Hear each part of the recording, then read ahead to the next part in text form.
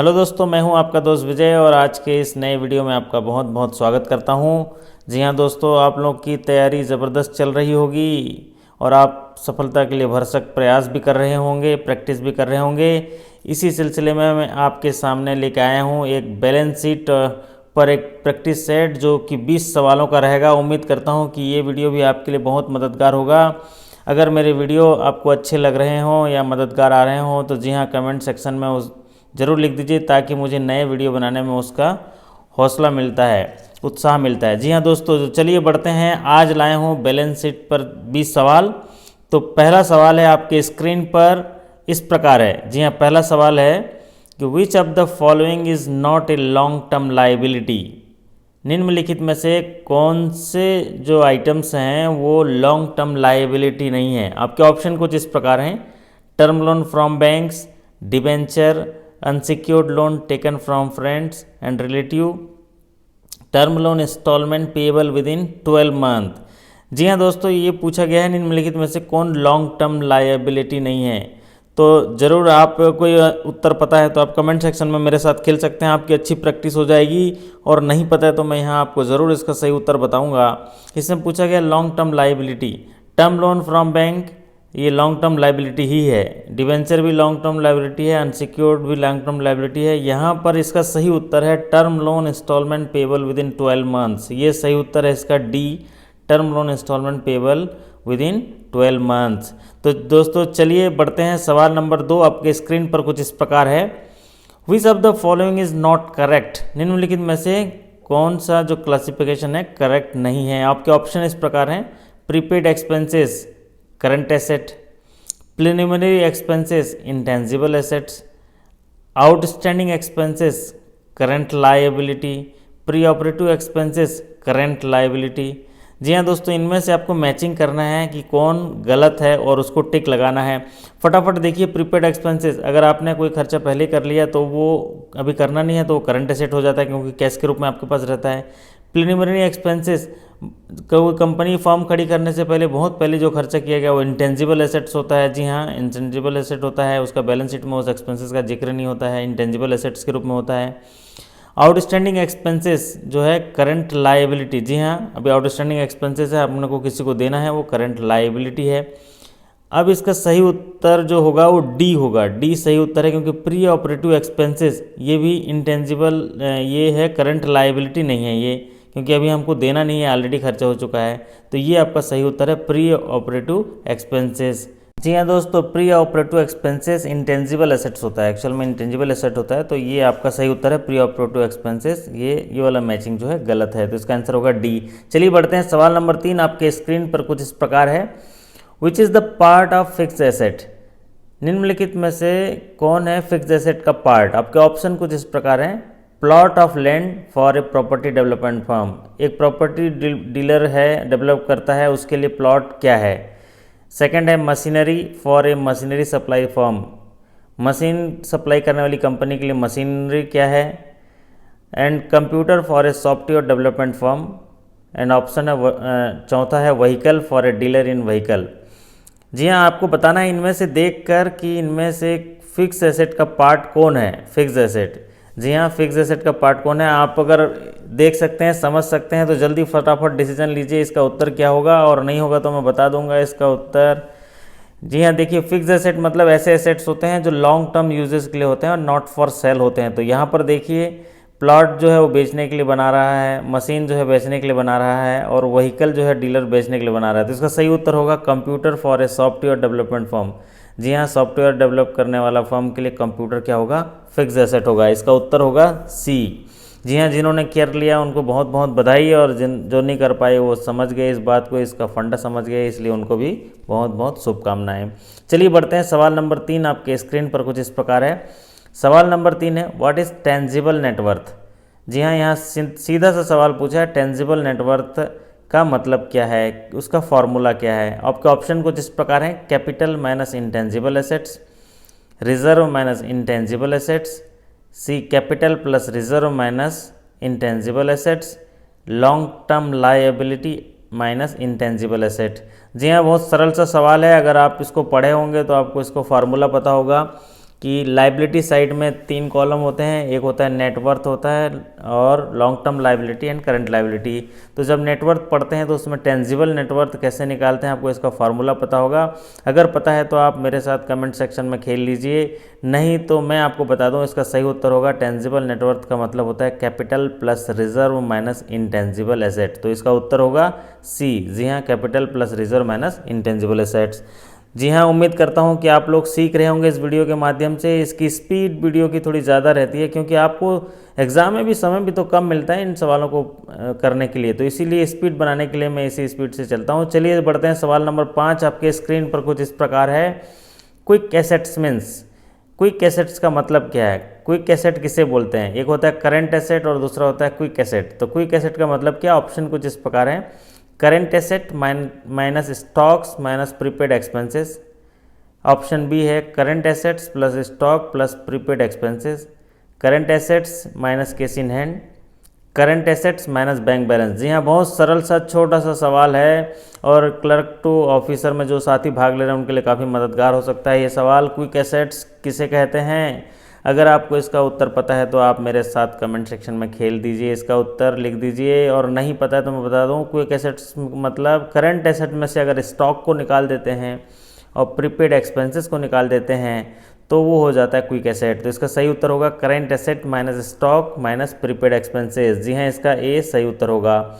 चलिए बढ़ते हैं। सवाल नंबर 6 आपके स्क्रीन पर कुछ इस प्रकार है।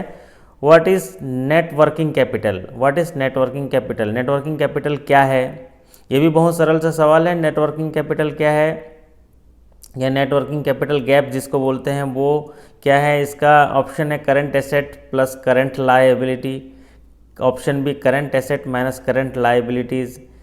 Current assets minus stock minus prepaid expenses and none of this. जी हाँ, नेटवर्किंग कैपिटल गैप होता है current asset and current liability के अंतर को बोलते हैं नेटवर्किंग कैपिटल। तो इसका सही उत्तर होगा B, current assets minus current liability. जी हाँ, ये बहुत सरल सा सवाल था। आगे बढ़ते हैं। सवाल नंबर 7 आपके स्क्रीन पर कुछ इस प्रकार है। What is cash profit? Cash profit क्या है? जी हाँ दोस्तों, ये भी बहुत छोटा सा सवाल है। Cash, what is cash profit? तो इसके ऑप्शन है profit plus depreciation, loss plus depreciation, profit minus depreciation, loss minus depreciation. ये तो ज़रूर आपको पता होगा, अगर पता है तो आप टिक लगा दीजिए ऑप्शन में, और नहीं तो मैं बता देता हूँ। इस सवाल का जवाब है प्रॉफिट प्लस डेप्रिसिएशन इसका सही उत्तर है। जी हाँ, प्रॉफिट प्लस डेप्रिसिएशन इसका सही उत्तर है। चलिए बढ़ते हैं। सवाल नंबर 8 आपके स्क्रीन पर कुछ इस प्रकार है। What are the contingent liability? निम्नलिखित में से कंटिजेंट लायबिलिटी कौन कौन सी हैं? आपके ऑप्शन कुछ इस प्रकार हैं। Term loan, CCOD loan, other liability and provision and liability that may or may not be arise and it is shown as footnote of balance sheet, all of these. जी हाँ, contingent liability ऐसी liability हैं जो पैदा हो सकते हैं या पैदा नहीं भी हो सकते हैं। मतलब जैसे बैंक गारंटीज और एलसी, बीजी, ऐसे लायबिलिटी हैं जहाँ पेपर में गारंटी दे के रखते हैं लेकिन वो उनको पैसे नहीं देते हैं। तो अगर पैसे नहीं दिए हैं तो लायबिलिटी बैलेंस शीट में दिखाएंगे नहीं, फुटनोट में दिखाते हैं। तो ये पैदा हो भी सकते हैं, देना भी पड़ सकता है, नहीं भी देना पड़ सकता है। तो इसीलिए इसका सही उत्तर होगा C, liability that may not be arise and it is shown as footnote of balance sheet. तो इसका उत्तर होगा सी। जी हाँ, ये इंपॉर्टेंट सवाल है, ये पूछ सकता है और काफ़ी पूछता है। तो चलिए बढ़ते हैं। सवाल नंबर 9 आपके स्क्रीन पर कुछ इस प्रकार है। If a company issues bonus share the net worth of company. अगर एक कंपनी बोनस शेयर इशू करता है तो net worth of company will increase, will not change, will decline, none of this. एक कंपनी बोनस शेयर इशू करता है तो उसका नेटवर्थ ऑफ कंपनी क्या होगा? जी हाँ, ये इसका सही उत्तर आपको पता है तो आप लिख दीजिए, नहीं है तो मैं बता दूं उसमें कोई चेंजेस नहीं होगा बोनस शेयर में, will not change the net worth. तो इसका सही उत्तर होगा बी, बी सही उत्तर होगा। चलिए बढ़ते हैं। सवाल नंबर 10 आपके स्क्रीन पर कुछ इस प्रकार है। A balance sheet shows total liability 10 lakh rupees, current liability 5 lakh, long term डेप्ट is 2 lakh, profit 1 lakh. What will be the net worth of firm? देखिए यहाँ थोड़ी सी आपको कैलकुलेशन करनी पड़ेगी। आपको पूछा गया है कंपनी का नेटवर्थ कितना है। ऑप्शन है रुपये 2 लाख, रुपये 4 लाख, रुपये 3 lakh and none of this. बताया क्या गया, ध्यान से देखिए, घबराने की कोई ज़रूरत नहीं। ऐसे सवाल आते हैं तो बहुत इजी रहते हैं, लेकिन सवाल लंबा होने की वजह से और कुछ आंकड़े देने की वजह से हम घबरा जाते हैं। घबराने की कहीं बात नहीं, आप फोकस रहिए फॉर्मूला पे। आप देखिए नेटवर्थ का मतलब क्या होता है, नेटवर्थ कैसे निकालते हैं। तो नेटवर्थ निकालते हैं कैपिटल प्लस रिजर्व के निकालते हैं, कैपिटल प्लस रिजर्व। अब लाइबिलिटी साइड देखिए क्या क्या है, नेटवर्थ, फिर long term liability and current liability. तो करंट लाइबिलिटी 5 लाख दिया है, लॉन्ग टर्म लाइबिलिटी 2 लाख दिया है, और टोटल लाइबिलिटी दिया है 10 लाख, और प्रॉफिट दिया है 1 लाख। अब इसमें क्या क्या नहीं दिया है, कैपिटल रिजर्व नहीं दिया है। तो आप इनको सबको जोड़िए, देखिए 5 और 2 7 और 1 8, और उसको 10 से माइनस कर दीजिए तो कितना बचा, 2 मतलब कैपिटल है। कैपिटल प्लस प्रॉफिट को जोड़ देंगे तो नेटवर्थ होगा, तो 2 + 1 जोड़ देंगे तो क्या होगा, 3। तो इसका उत्तर क्या होगा, 3। जी हाँ, इसका उत्तर होगा 3। बहुत सरल सवाल है, थोड़ा सा आप अपने कागज़ पेन में कर लेंगे तो और आसान रहेगा। इसका उत्तर होगा 3। तो दोस्तों चलिए बढ़ते हैं, सवाल नंबर 11 आपके स्क्रीन पर कुछ इस प्रकार है। What is the objective of DSCR। जी हाँ, DSCR का ऑब्जेक्टिव क्या है, डेप्ट सर्विस कवरेज रेशियो जिसको बोलते हैं फुल फॉर्म में, उसका ऑब्जेक्टिव क्या है। ऑप्शन कुछ इस प्रकार है, indicates the capacity to meet current liability, indicates the level of profitability that can be achieved, indicates the break even points, indicates the ability to meet the long term liability. जी हाँ, DSCR क्या चीज़ को दर्शाता है। आप इनमें से option है, अगर आपको पता है तो आप मेरे साथ कमेंट सेक्शन में खेल सकते हैं, नहीं पता है तो मैं आपको यहाँ पर बता दूंगा। ये इसका सही उत्तर है, indicates the ability to meet the long term liability. DSCR निकाला जाता है लॉन्ग टर्म लाइबिलिटी के लिए। जी हाँ, इसका उत्तर होगा D। चलिए बढ़ते हैं, सवाल नंबर 12 आपके स्क्रीन पर कुछ इस प्रकार है। सवाल number 12, cash budget method of assessment is not used for. Cash budget method जो है निम्नलिखित में से किसमें यूज़ नहीं किया जाता है। पहला, construction activity, seasonal industry, film industry and cash credit limit against stock. ये तो बहुत ही सरल सा सवाल है, इसका उत्तर आप सभी को ज़रूर पता होगा, और अगर नहीं पता है तो मैं बता देता हूँ। इसका सही उत्तर है cash credit limit against stock. जी हाँ, construction activity, seasonal industry, film industry सबके लिए कैश बजट मेथड यूज़ किया जाता है। तो इसमें पूछा गया है किन में नहीं करते हैं, तो इसका उत्तर होगा D। जी हाँ, इसका उत्तर होगा D। चलिए बढ़ते हैं सवाल नंबर 13 की ओर, और सवाल नंबर 13 आपके स्क्रीन पर कुछ इस प्रकार है। A cash credit limit of ₹5 lakh, margin is 30%, value of stock is 8 lakh, what is the drawing power and notional DP, notional drawing power. जी हाँ, ये न्यूमेरिकल सवाल है, कैश क्रेडिट लिमिट का DP निकालना है और नोशनल DP निकालना है। तो सबसे पहली बात आप देखिए, कैश क्रेडिट लिमिट सेंक्शन किया गया 5 लाख, उसके लिए मार्जिन दिया है 30%, मतलब जितना 5 लाख जो लोन सेंक्शन किया उसका मार्जिन होगा 30%, और वैल्यू ऑफ स्टॉक दिया है 8 लाख। अब इसका ड्राइंग पावर निकालना है। अब देखिए स्टॉक है 8 लाख रुपए का, तो इसका जो है आप 30% मार्जिन है, तो 70% अपने को ड्राइंग पावर निकल जाएगा या लिमिट निकल जाएगा। तो 8 लाख का 70% निकालिए, 5,60,000 होता है। 5,60,000 इसकी लिमिट होनी चाहिए, लेकिन लिमिट सेंक्शन कितना है, 5 लाख, तो इसकी DP कितनी होगी, 5 लाख। और दूसरी बात, नोशनल DP कितनी होगी, 5,60,000। तो है ना सरल कैलकुलेशन। तो इसका सही उत्तर होगा ₹5 लाख, इसका DP होगा, और नोशनल DP होगा 5,60,000, क्योंकि स्टॉक जो है, नोशनल DP मतलब स्टॉक जितना है उसका 30% निकालेंगे तो 5.60, लेकिन चूंकि लिमिट ही सेंक्शन 5 लाख है, इसलिए उसकी DP भी 5 लाख होगी और लिमिट भी 5 लाख। तो ये हो गया उत्तर B, limit 5 lakh, drawing power 5 lakh and notional DP 5,60,000। चलिए दोस्तों बढ़ते हैं, सवाल नंबर 14 आपके स्क्रीन पर कुछ इस प्रकार है। A cash credit limit has been sanctioned against goods in the custody of bank. What is the charge created? एक कैश क्रेडिट लिमिट सेंक्शन किया गया बैंक के माध्यम से, जो गुड्स के अगेंस्ट है, सामान के अगेंस्ट है, लेकिन वो सामान भी बैंक की कस्टडी में है। तो इसमें कौन सा चार्ज लगाएंगे। ऑप्शन इस प्रकार हैं, प्लेज, हाइपोथिकेशन, असाइनमेंट, मॉर्गेज। जी हाँ, ये बहुत सरल सा सवाल है। कैश क्रेडिट लिमिट सेंक्शन हुआ है, गुड्स जो बैंक के पास रखा गया है, तो इसमें चार्ज क्रिएट होगा। अगर आपको उसका उत्तर पता है तो आप लिख दीजिए, नहीं पता है तो मैं बता दूंगा। इसको बोलते हैं प्लेज। प्लेज इसका सही उत्तर होगा। जी हाँ, प्लेज इसका सही उत्तर होगा। चलिए बढ़ते हैं, सवाल नंबर 15 आपके स्क्रीन पर कुछ इस प्रकार है। OD sanction against LIC policy, what is the charge created. जी हाँ, एक OD सेंक्शन हुआ है LIC पॉलिसी के अगेंस्ट, तो इसमें कौन सा चार्ज क्रिएट होगा। यहाँ LIC पॉलिसी को कौन से चार्ज में यहाँ पर बंधक रखा जाता है। ऑप्शन कुछ इस प्रकार हैं, प्लेज, हाइपोथिकेशन, असाइनमेंट, मॉर्गेज। जी हाँ, ये तो ज़रूर पूछता है, हर बार एक सवाल ज़रूर आता है इससे, चार्ज क्रिएशन से। तो आपको पता होगा शायद, ये सवाल ज़रूर पता होगा तो टिक लगा दीजिए मेरे साथ, नहीं तो मैं बता दूं, अगर LIC पॉलिसी है तो इसको बोलते हैं असाइनमेंट। इसका सही उत्तर होगा असाइनमेंट। चलिए दोस्तों फटाफट बढ़ते हैं। सवाल नंबर 16 आपके स्क्रीन पर कुछ इस प्रकार है। If the sales of a firm is ₹6 lakhs and debtor is ₹1 lakh, then what will the डेप्ट कलेक्शन पीरियड। देखिए, एक फर्म का सेल जो है 6 लाख है और उधारी जो है 1 लाख रुपए है। जी हाँ, एक फर्म का 6 लाख जो है सेल है और उधारी जो है 1 लाख रुपए है। तो इसका डेप्ट कलेक्शन पीरियड पूछ रहा है, मतलब इसको डेप्टर कलेक्शन पीरियड कितने दिन में वो वापस आ जाता है उसका कर्जा, ये पूछ रहा है। तो इसका फार्मूला है डेप्ट कलेक्शन पीरियड बराबर debtor divided by sales into 12।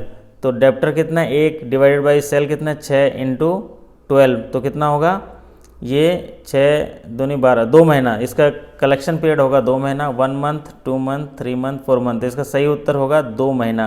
जी हाँ, इसमें आपको ध्यान रखना है डेप्ट कलेक्शन पीरियड का फॉर्मूला याद हो जाना चाहिए, वो होता है डेप्ट डिवाइडेड बाई सेल इंटू 12। तो डेप्ट कितना 1, सेल कितना 6 इंटू 12 कर दीजिए, तो 2 महीना, 2 महीने के अंदर इसका पैसा आ जाता है। चलिए बढ़ते हैं। सवाल नंबर 17 आपके स्क्रीन पर कुछ इस प्रकार है। If long term uses of a firm is 40 lakhs, total liability 120 lakhs, current ratio is 2:1, then what are the current liability and current asset। ये भी बहुत सरल सा सवाल है, न्यूमेरिकल है, आप बिल्कुल कागज़ पेन लेके कर लीजिए। इसमें देखिए लॉन्ग टर्म यूजेस दिया है 40 lakhs, ठीक है, तो टोटल लाइबिलिटी दिया है 120 और करंट रेशियो जो है 2:1 है। लॉन्ग टर्म लाइबिलिटी मतलब ये लॉन्ग टर्म यूजेस दिया हुआ है। अब इसमें लॉन्ग टर्म यूजेस का मतलब हो गया, वो करंट लाइबिलिटी दिया है आपका 40 lakhs, तो 40 lakhs। अब इसका रेशियो देखिए, अगर करंट लाइबिलिटी 40 है तो करंट एसेट कितना होगा, 80 होगा। सिंपल सा रेशियो दे दिया है ऑलरेडी, तो रेशियो होगा, इसका सही उत्तर होगा current liability ₹40 lakh, current asset ₹80 lakhs। Simple सा फार्मूला है, आप समझ लीजिए। Long term uses current liability 40 lakhs है तो करंट एसेट उसका 2 गुना होगा। जी हाँ, 80 lakhs होगा। आपका उत्तर हो गया current liability 40 lakhs, current asset जो है 80 lakhs। चलिए बढ़ते हैं। सवाल नंबर 18 आपके स्क्रीन पर कुछ इस प्रकार है। The term financial statement cover, financial statement किसे कहते हैं? आपके ऑप्शन कुछ इस प्रकार हैं। Profit and loss, balance sheet and profit and loss statement, appropriation account, profit and loss statement and balance sheet, all of the above are false. जी हाँ, अगर फाइनेंशियल स्टेटमेंट आए तो सीधे सीधे लिख देना profit and loss statement and balance sheet. जी हाँ, ये 2 स्टेटमेंट को फाइनेंशियल स्टेटमेंट कहा जाता है, balance sheet and profit and loss. Balance sheet जो है वो एसेट एंड लाइबिलिटी का स्टेटमेंट है for a particular day, and profit and loss statement जो है वो रेवेन्यू और एक्सपेंडिचर का स्टेटमेंट फॉर ए पीरियड। तो ये इसका सही उत्तर होगा profit and loss and balance sheet. चलिए दोस्तों बढ़ते हैं। सवाल नंबर 19 आपके स्क्रीन पर कुछ इस प्रकार है। एज पर first method of Tandon committee the current ratio will be, ideal current ratio will be कितना होगा? First method of Tandon committee के अनुसार करंट रेशियो कितना होना चाहिए? आपके ऑप्शन कुछ इस प्रकार हैं। 1.17:1, 1.25:1, 1.33:1, 2:1। जी हाँ, ये आपको याद होगा तो ज़रूर टिक कर दीजिए, अगर नहीं है तो मैं बता दूं, इसका सही उत्तर होगा 1.17:1, ये सही उत्तर होगा। चलिए दोस्तों, उम्मीद करता हूं कि आपको अच्छी प्रैक्टिस हो रही होगी। अब बढ़ते हैं इस वीडियो के अंतिम सवाल की ओर। आज का 20वां सवाल, account payable, accrual and notes payable are listed on balance sheet as. अगर एक्रूअल अकाउंट है, पे करना है, तो किस कैटेगरी में आप उसको दिखाओगे? आपके ऑप्शन है कुछ इस प्रकार, accrued liability, current liability, accumulated liability, non current liability. जी हाँ, अगर एक्रूड पेमेंट है तो आप उसको किस में दिखाओगे, जिसको हमको पे करना है? अगर इसका सही उत्तर होगा करेंट लाइबिलिटी है, एक्चुअल में अभी वो करेंट लाइबिलिटी है। जी हाँ दोस्तों, तो यहाँ इसका सही उत्तर होगा करेंट लाइबिलिटी। जी हाँ, accrued payment, accrual accounts payable जो होते हैं वो करंट लाइबिलिटी के दायरे में होते हैं, तो इसका सही उत्तर होगा करंट लाइबिलिटी। तो ये थे कुछ बैलेंस शीट पर 20 सवाल। उम्मीद करता हूँ कि इससे आपकी अच्छी प्रैक्टिस हो गई होगी और आपको थोड़ा कॉन्सेप्ट भी क्लियर हुआ होगा। ऐसे ही फिर नए वीडियो लेके मैं आपके साथ फिर आ जाऊँगा। आपसे निवेदन है कि कमेंट करके मुझे बता दीजिए कि अगला मैं जो MCQs हैं, सेट हैं 20 सवालों का, मैं किस टॉपिक पे लाऊं, तो मुझे तैयारी करने में, आपके लिए वीडियो बना के लाने में मदद होगी। आपके लिए शुभकामनाएं करता हूं और अगले एग्ज़ाम में आप बिल्कुल कॉन्फिडेंट रहिए, घबराने की कहीं ज़रूरत नहीं, आपको सफलता ज़रूर मिलेगी। आप इतनी तैयारी कर रहे हैं और आप इस दुनिया में भाग्यवान हैं और सफल होने के लिए ही पैदा हुए हैं। मैं आपके लिए शुभकामनाएं करूंगा कि उम्मीद को कभी खोया नहीं करते, साहिल अगर दूर है तो रोया नहीं करते, और जो रखते हैं तड़प कुछ पाने की, उन लोग रातों को भी सोया नहीं करते। जी हाँ, आप थोड़ी थोड़ी प्रैक्टिस कर लीजिए, आपकी सफलता सुनिश्चित होगी और मेरी शुभकामनाएं आपके साथ हैं। जी हाँ दोस्तों, अगर आपको ये वीडियो अच्छी लगी तो एक लाइक कर दीजिए, और अगर मेरे चैनल में नए आए तो इसको सब्सक्राइब कर दीजिए, क्योंकि मैं ऐसे ही छोटे छोटे वीडियो के माध्यम से आपके बीच आता रहूँगा। ये वीडियो देखने के लिए आपका बहुत बहुत धन्यवाद। आपकी दिन और रात्रि शुभ हो और जीवन मंगलमय हो। फिर मुलाकात होगी अगले वीडियो के साथ, तब तक के लिए आभार। Thank you.